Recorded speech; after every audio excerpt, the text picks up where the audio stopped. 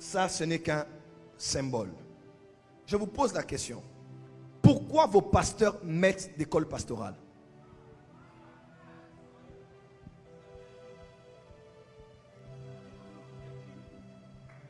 Non. Le talit, au moins, il est biblique. Vos cols pastorales des protestants, vos cols pastorales des pentecôtistes, vos cols pastorales des méthodistes viennent d'où dans la Bible?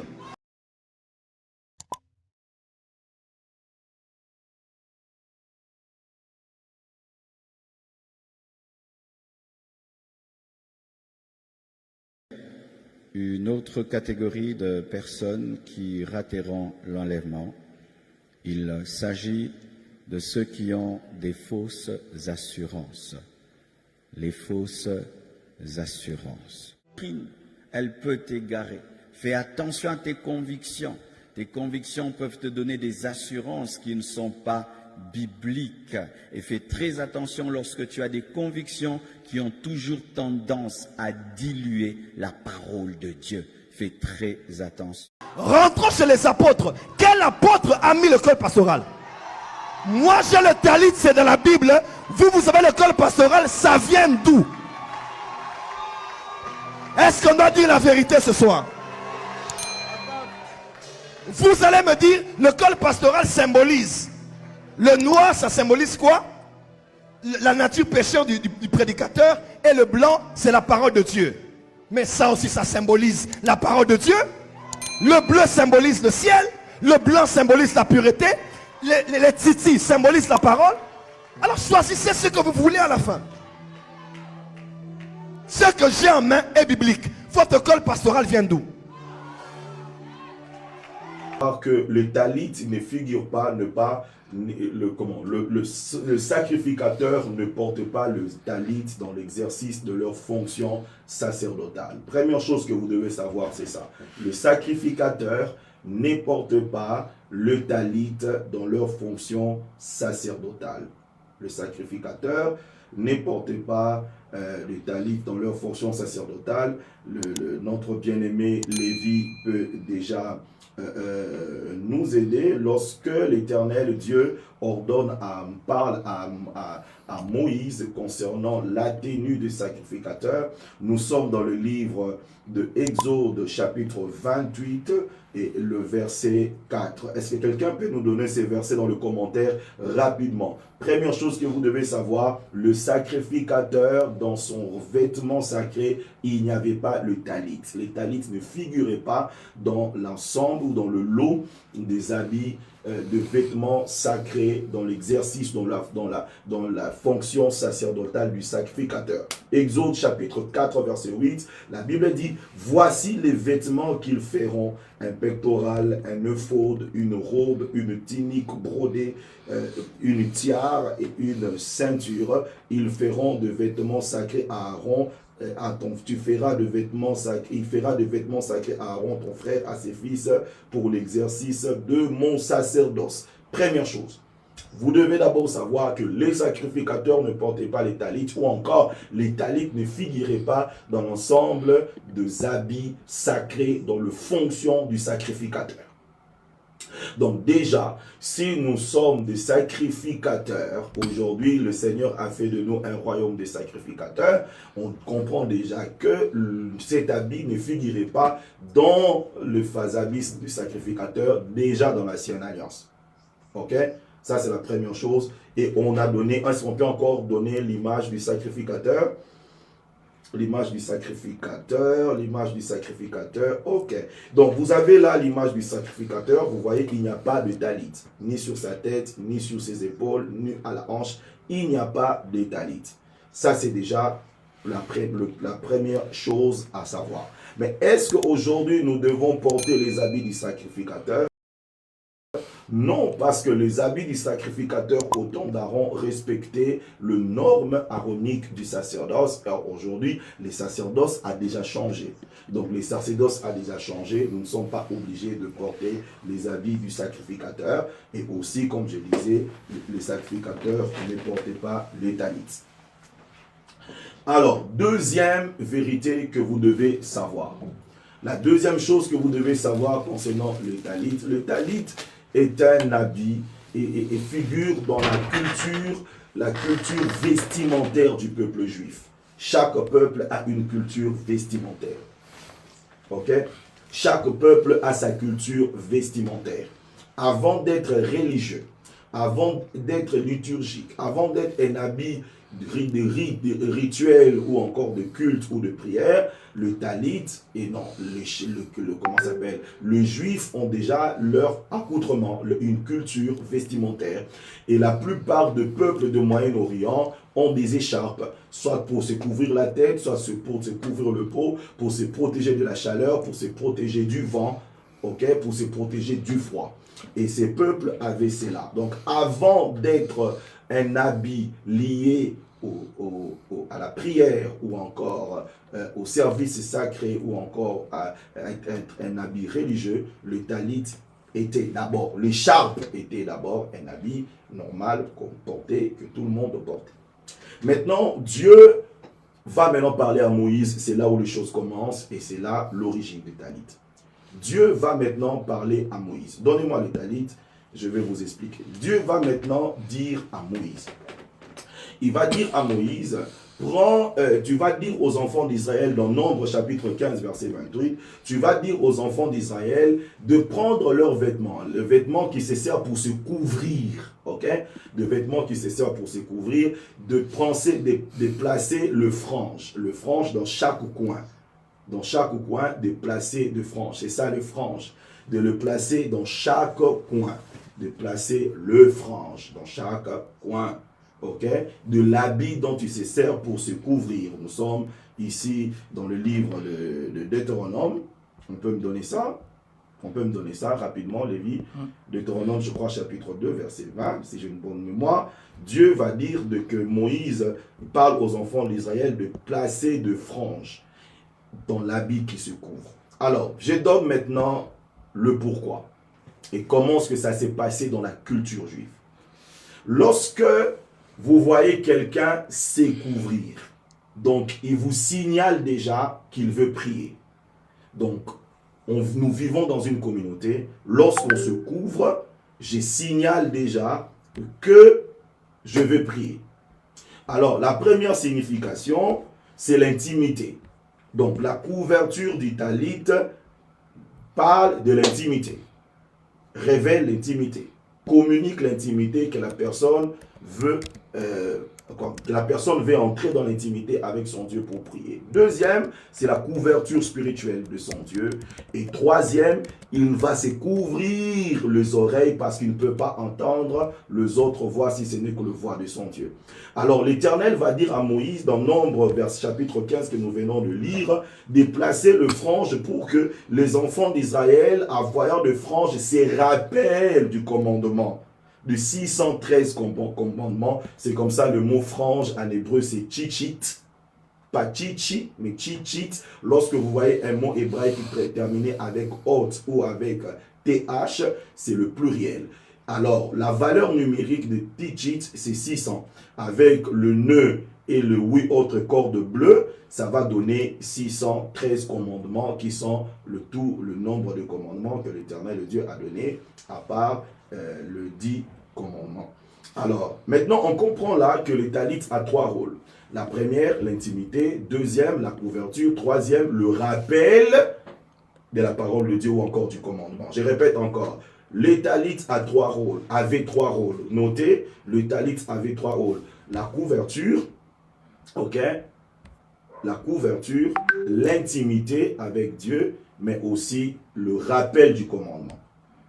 Alors, je répète encore, est-ce que vous pouvez écrire ça, les gens qui suivent, vous pouvez écrire que dans la culture de prière juive, le talit avait 3 rôles, la couverture, l'intimité et le rappel de la parole. Écrivez-moi ça. La couverture, l'intimité et le rappel de la parole de Dieu. Écrivez-moi ça, s'il vous plaît.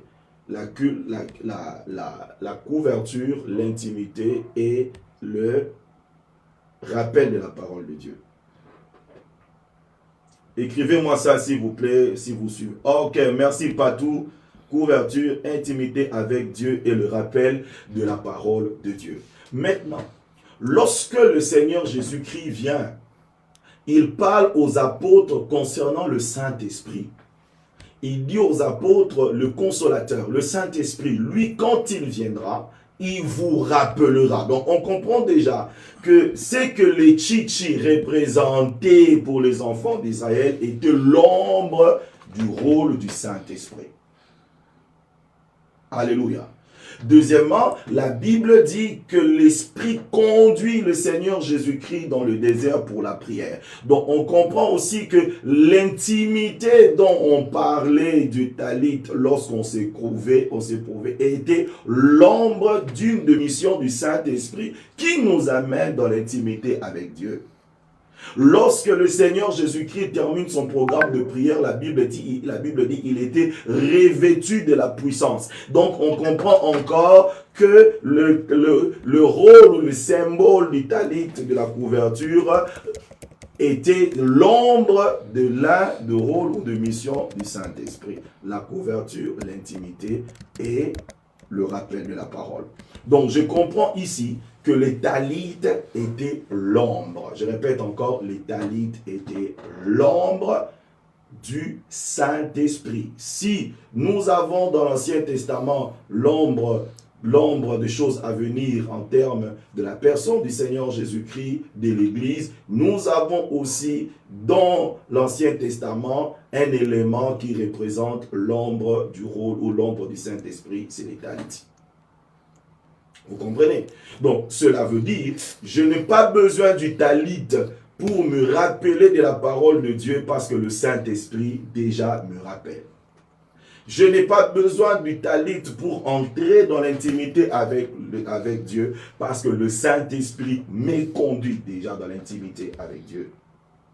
Je n'ai pas besoin du talit pour une couverture spirituelle parce que déjà le Saint-Esprit me couvre de sa puissance. Est-ce que vous êtes là? Est-ce que vous êtes là? Donc, on comprend que la couverture, l'intimité et le rappel de la parole attestent que les talites étaient l'ombre du Saint-Esprit. L'ombre du Saint-Esprit dans l'ancienne alliance. Ok? Alors, maintenant, il y a une autre question qui a été posée. J'évolue rapidement. Avant de vous expliquer, parce que j'ai fait une publication où j'ai écrit qu'il y a des talites, il faut toujours bien lire ce qu'on a écrit sur votre talit, parce qu'il y a des talites Kabbal, d'origine de Kabbal, il y a des talites judaïques et des talites messianiques. Beaucoup de gens posaient des questions sur ces trois types de talites, je vais vous expliquer. Alors maintenant, beaucoup de personnes posent encore la question de savoir si dans l'ancienne alliance, il y a de versets bibliques qui parlent de talit. Dans l'ancienne alliance, il n'y a aucun verset biblique qui parle de talit. Aucun verset biblique. Je mets quiconque à défi. Si quelqu'un lit bien sa Bible, qui me cherche dans le Nouveau Testament, ou encore dans la deuxième partie de la Bible, qu'on appelle le Nouveau Testament, s'il y a un verset qui parle de talit. Il n'y en a pas. Alléluia. Mais je crois que beaucoup d'hommes de Dieu sont tombés dans Marc chapitre 5, verset 41. Marc chapitre 5, verset 41. Donnez-moi ça. Donnez-moi Marc, vous qui suivez dans vos commentaires, donnez-moi Marc 5, 41. Je vais vous aider à interpréter ces textes. Marc 5, 41. Donnez-moi ça, s'il vous plaît. Donnez-moi ça, s'il vous plaît. Oui, appelez des amis, Donnez-moi Marc, chapitre 5, verset 41. Les gens qui suivent, s'il vous plaît, donnez-moi. Ok. Non, est-ce que vous pouvez écrire trésor, copiez et mettez, si c'est possible. Copiez et mettez, je vais vous expliquer quelque chose. Il y a des hommes de Dieu qui sont tombés dans ces pièges je crois, c'est lié peut-être manque d'information pour ne pas dire ignorance, de Talita Kumi. Le Seigneur Jésus-Christ, lorsqu'il arrive dans la maison de Jairus, il va prier pour la fille de Jairus, pour la résurrection de la fille de Jairus, et il va dire Talita Kumi. qui veut dire jeune fille, lève-toi. Ok? Talita Kumi, qui veut dire jeune fille, lève-toi. Alors, un jour, je crois qu'un homme de Dieu, vous avez tous suivi, un homme de Dieu qui a dit Talita Kumi, c'est le talit, que le Seigneur Jésus-Christ a utilisé le talit pour sauver, pour ressusciter la fille de Jairus. Non. Talita Kumi est une composition. Ok? Composition. D'abord, le premier mot est composé de deux mots. Vous avez talé et puis vous avez ata. Ok, vous avez talé et vous avez ata. Talé veut dire agneau femelle. C'est le mot, ce mot est traduit par jeune fille, mais le mot pour dire jeune fille en hébreu c'est yelda.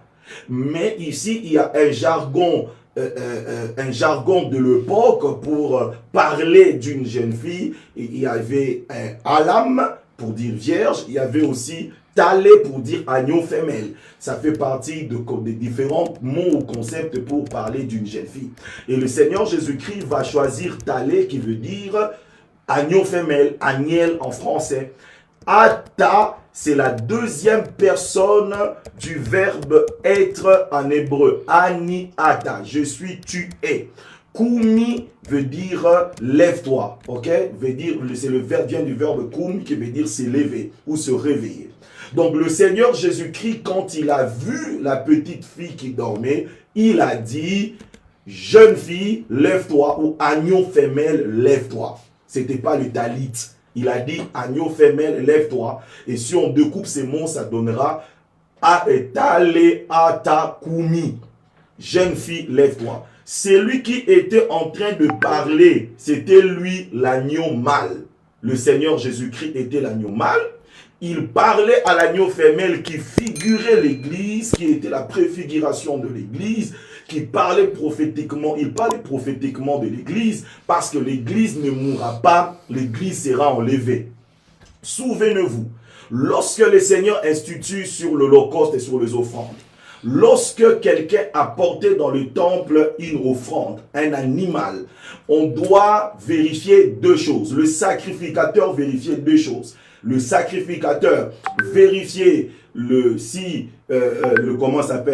l'agneau avait les défauts ou l'animal qu'on a amené au sacrifice avait un défaut corporel. Si l'animal a un défaut corporel, on ne va pas prendre cette offrande-là. Et deuxièmement, on doit vérifier le sexe. L'agneau devait être mâle. L'animal qu'on doit sacrifier doit être mâle. Cela veut dire le femelle ne passait pas sur le feu de l'autel. Le femelle n'était pas sacrifié. Et ces jours-là, le sacrificateur, le Seigneur Jésus-Christ, était en train de refuser qu'une agneau femelle passe par l'autel. C'est pour dire que c'est moi l'agneau mâle qui passerai par l'autel de Dieu. C'est moi qui vais mourir, mais pas l'agneau femelle. L'agneau femelle, c'est l'Église. Souvenez-vous, la Bible, l'Apocalypse, il parle de noces de l'agneau. Noces de l'agneau veut dire le mariage de l'agneau. Donc il y aura l'agneau mâle qui est le Seigneur Jésus-Christ et l'agneau femelle qui sera son Église. Donc, Tale ata kumi était une expression spirituelle et prophétique qui préfigurait et qui annonçait déjà que l'Église ne mourra pas, l'Église ne peut pas être sacrifiée. Lorsque cette fille s'est réveillée, le Seigneur Jésus-Christ a dit aux parents de la fille, donnez-la à manger. Ça, c'est le rôle de ce ministère qui doit nourrir l'Église par la parole. L'Église doit manger et manger la parole. On rentre encore dans le même chapitre, le chapitre 5 de Marc. Quelque chose va se passer. C'est lorsque la femme de la perte de sang va toucher le pan de la robe du Seigneur. Il y a encore d'autres prédicateurs qui vont dire que la femme de la perte de sang avait touché le frange du talit. Non, c'est faux. La femme n'avait pas touché le frange. Il n'y a pas le mot frange là. Il y a le mot le pan de la robe ou le bord du vêtement. Le bord du vêtement. Kanaf. Alléluia. Kanaf, c'est le bord du vêtement, ce n'est pas le chichi. Alléluia. Donc, cette femme avait touché le kanaf du Seigneur et c'est alors qu'elle a été sauvée. Le mot robe, katan ou katanot au pluriel et kanaf, c'est le bord du vêtement. Donc, le bord du vêtement du Seigneur n'était pas le talit, parce que le talit n'arrive même pas jusqu'au niveau du pied. Donc on comprend là qu'il n'y a pas de talit là-bas, c'était le bord de la robe, c'était le pan de la robe qu'Isaïe a vu dans Isaïe chapitre 6, le pan de la robe qui remplissait le temple. Alors maintenant, cette femme représentait quoi? Rapidement, c'est une parenthèse. La femme a fait 12 ans, elle perdait le sang pendant 12 ans, et la jeune fille avait 12 ans, elle venait de mourir. Le chiffre 12, c'est le chiffre de l'élection. 12 qui est le chiffre de l'élection d'Israël et 12 qui est le chiffre de l'élection de l'Église. C'est comme ça, 12 fois 12 donnera le nombre de ceux qui seront sauvés selon Apocalypse. Donc ce n'est pas un chiffre exact, c'est un chiffre symbolique qui parle les élus d'Israël et les élus des nations aux multiples seront sauvés. Maintenant, pourquoi est-ce que Israël est représenté par cette femme qui perdait le sang? C'est parce que Israël, malgré qu'il a été élu et choisi par Dieu, souffrait d'une hémorragie qu'on appelle l'hémorragie lévitique ou aaronique. Parce que le culte lévitique ou le culte aaronique, depuis tout ce temps, était un culte de sang. Le sang devait continuer à couler, à couler, à couler, à couler. Alléluia. Le sang devait continuer à couler dans le temple. Et le Seigneur Jésus-Christ, lorsqu'il arrive, lorsque cette femme touche le pan de la robe du Seigneur, qui remplit le temple, la Bible dit, et le sang s'arrêta. Il y aura un moment où Israël va revenir à Dieu et ces cultes-là vont s'arrêter. Donc le Christ est venu pour se présenter comme le sacrifice suprême, c'est lui qui va donner de son sang pour sauver l'humanité et non le sang de bouc et de bélier. Et on comprend ici aussi que la jeune était l'image de l'Église qui devait sortir des nations. Talita Kumi, c'est Tale Ada Kumi. Donc on comprend ici que même là où certains prédicateurs cherchent le mot talit, ça n'existe pas. Ça n'existe pas. Que l'Éternel Dieu vous bénisse. Alors, je vais ici terminer pour chuter. Je vais chuter. J'ai parlé ici qu'il y a des talits, il faut toujours lire. Il faut toujours lire avant de mettre les talits. Mais je réponds d'abord sur la question, pourquoi est-ce que je n'aimais plus mon talit? Ah bah Isaac. Je n'aimais plus mon talit parce que j'ai découvert qu'il n'est pas indispensable. Donc cela veut dire, je n'ai pas, pour avoir de l'onction, pour avoir de la puissance, je n'ai pas besoin de ça. Je suis animé et couvert et poussé et contrôlé par le Saint-Esprit. Donc je ne le mets pas parce que, je ne le mets plus parce que j'ai découvert qu'il n'est pas indispensable. 2. Je ne le mets plus parce que le talit vient d'un peuple, le peuple juif. Et ce peuple met le talit selon le norme. Et le norme que plusieurs ne respectent pas. Ok? Le peuple qui porte le talit respecte le norme du talit.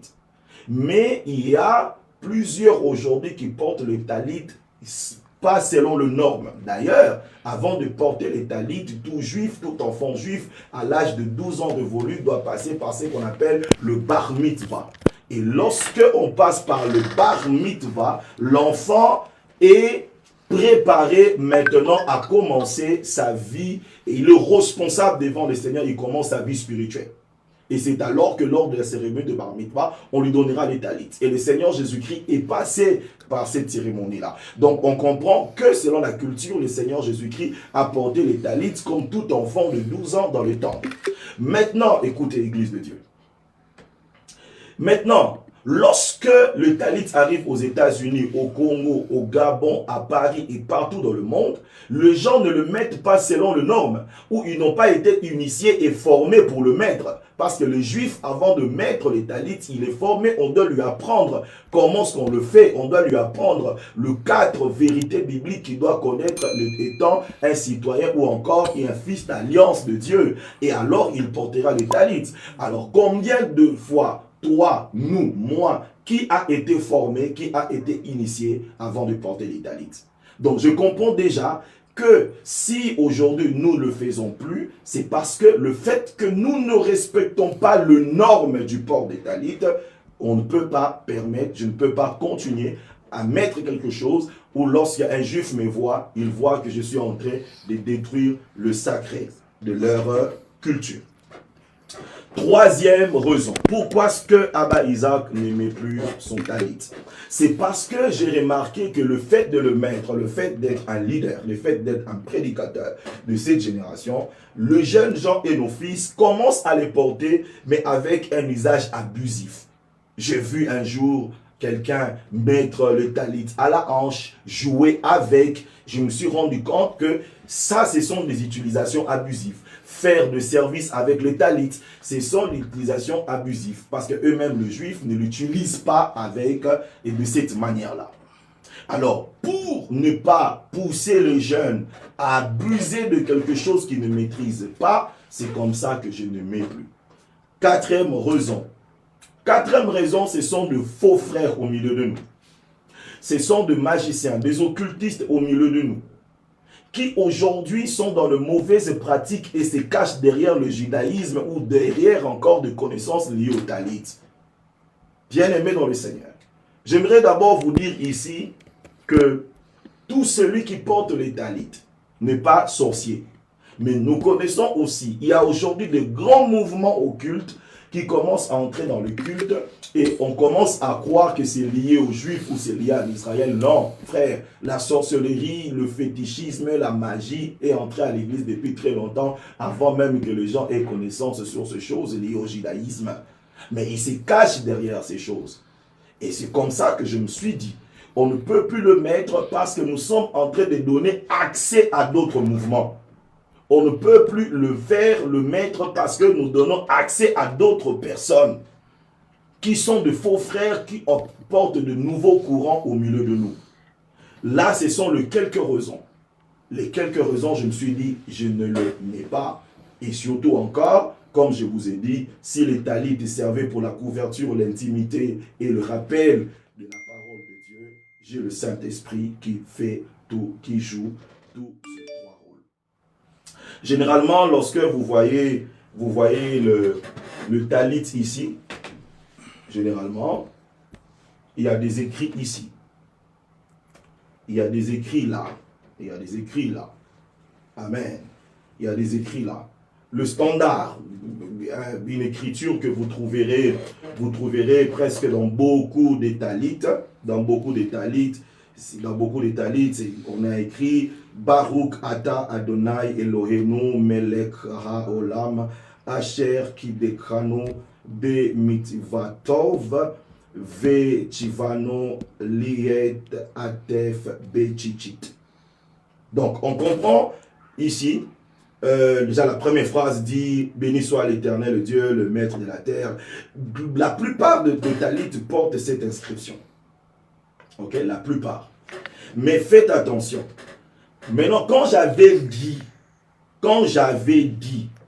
qu'il y a des talits messianiques, ça ne veut pas dire des talits que l'Église ou les chrétiens doivent porter.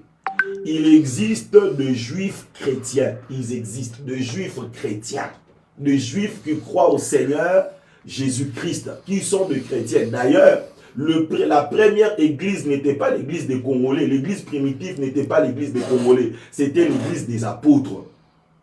Les premiers chrétiens qui ont été persécutés, ce ne sont pas des Français, c'était des apôtres.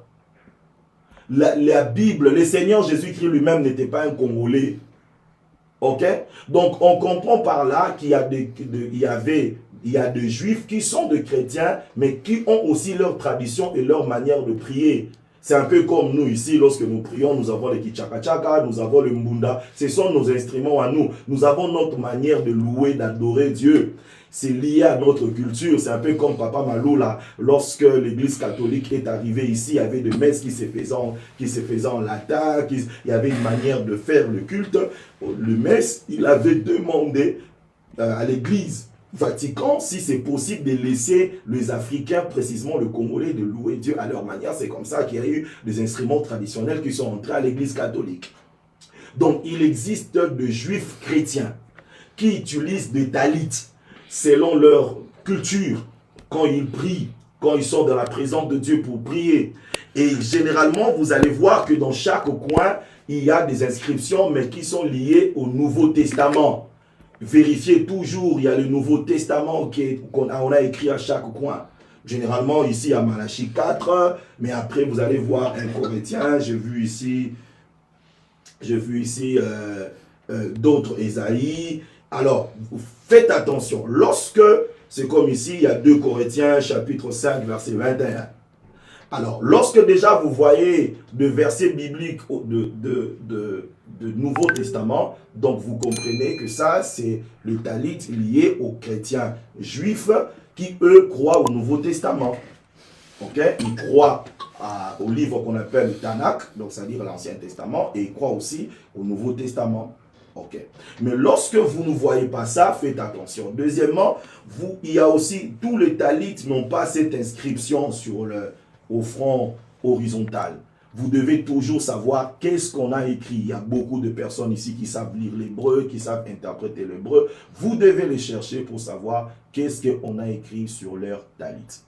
Mais sinon, même si vous découvrez, faites attention, c'est comme ça que beaucoup de gens ont utilisé des talits liés au Kabbale ou liés au judaïsme sans le savoir. Alors, moi, comme je vous ai dit, j'ai vu certaines personnes agir selon l'ignorance et je crois que beaucoup de personnes nous ont aussi suivis parce que s'il faut que je défende mon ministère, comme l'apôtre Paul a défendu son ministère auprès des autres apôtres, je dirais que je suis parmi les précurseurs du mouvement judéo-chrétien dans cette nation, dans cette ville et surtout dans ma génération. Je suis versé dans ces choses, j'étudie ces choses jusqu'aujourd'hui, je forme sur ces choses, mais étant que sentinelle aussi d'une génération, nous essayons aussi de protéger l'Église. Parce que je suis de ceux qui croient. Et tant que père, nous ne pouvons pas tout enseigner et tout permettre. Je suis d'autres prédicateurs qui peut-être viennent de découvrir une vérité biblique spirituelle par un livre ou par un enseignement, mais qui ne tamisent pas et qui ne jaugent pas et qui le balancent devant toute l'assemblée. Nous connaissons beaucoup de choses, mais que nous n'enseignons pas parce que nous croyons que nos églises sont composées nos assemblées sont hétérogènes. Quand je dis hétérogène, c'est-à-dire qu'il y a des gens de plusieurs cultures, de plusieurs niveaux de compréhension, mais aussi de la foi chrétienne. Je ne peux pas, lorsque je suis en train de donner un enseignement, de ne pas tenir compte qu'il y a des enfants